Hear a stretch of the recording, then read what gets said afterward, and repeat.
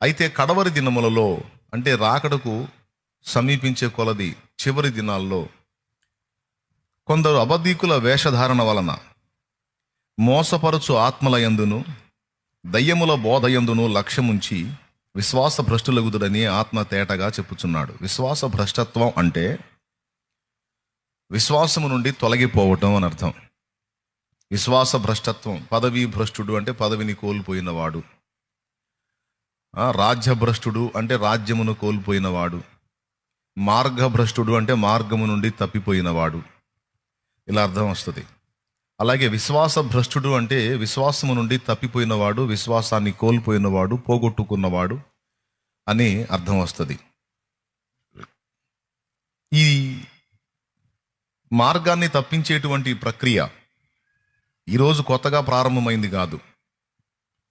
ప్రారంభం నుండి ఆ మొదటి శతాబ్దపు క్రైస్తవ్యంలో, అంటే ఆనాడు పేతురు, పౌలు, యోహాను తదితర అపోస్తలులు ఉన్న కాలంలోనే ఇలాంటి పనిని సాతాను మొదలుపెట్టాడు.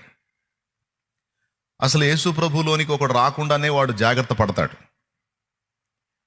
ఎందుకంటే ఎవరైతే యేసు ప్రభు రక్తంలో కడగబడి జీవగ్రంథంలో పేరు సంపాదించుకుంటారో వాళ్ళు నిత్య నరకాగ్ని తప్పించుకుంటారు.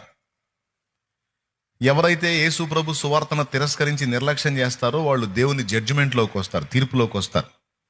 తర్వాత వారి దోషాన్ని బట్టి, పాపమును బట్టి పరిహారం పొందరు కాబట్టి, పాపక్షమాపణను నిర్లక్ష్యం చేశారు కాబట్టి తీర్పుకు గురై శిక్షావిధిలోకి వెళ్తారు. కాబట్టి అందరూ ఆ శిక్షావిధిలోకి వెళ్ళాలనేది సైతాను కుట్ర. వాడి ఆలోచన ఏంటంటే వాడి భవిష్యత్తు వాడికి తెలుసు.